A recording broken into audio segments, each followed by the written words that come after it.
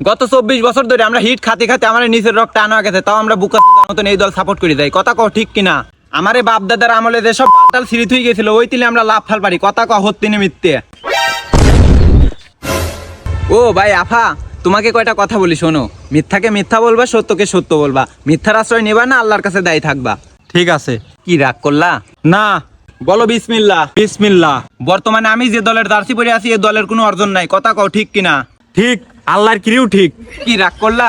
না, এটাও রাগ করি নেই। আমারে বাপ দাদার আমলে যেসব বাটাল সিরিজ হয়ে গেছিল ওই তিলে আমরা লাভ ফাল পারি। কথা কও হত্তিনে মিথ্যে। হত্তি 100% হত্তি কথা। কি রাগ করলা? না। ক সুবহানাল্লাহ। সুবহানাল্লাহ। আমার জন্মের পরের থেকে আমি এই দলের কাপলাও দেখিনি। কথা কও হত্তিনে মিথ্যে। ভাই আপনি খালি আমার মনের কথা কইছেন, এবারও হত্তি। ভাই রাগ করলা? না ভাই, রাগ করবো কে? যা কইছেন আমার পক্ষেই তো কইছেন। যা বলবো সত্য বলবো, উপর আল্লাহ সাক্ষী। বলো আস্তাগফিরুল্লাহ। আস্তাগফিরুল্লাহ। 2014 সালে একটা দলের কাছে 7টা গোল খাওয়ার পর আমার নাম হয় 7 আপ। ওইটি করলে আমরা রাগি যাই। কথা কন হত্তি না হত্তি? হত্তি। কি ভাই রাগ করলা নাকি? না, 7 আপ।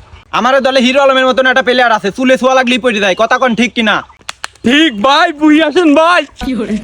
কি ভাই রাগ করলা নাকি? আরে না ভাই। গত 24 বছর ধরে আমরা হিট খাতে খাতে আমার নিচের রক্ত টানা গেছে, তাও আমরা বুকা মতন এই দল সাপোর্ট করে যাই। কথা কও ঠিক কিনা?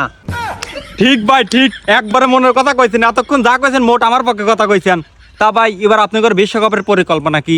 আমরা এবারও বিশ্বকাপ নেব।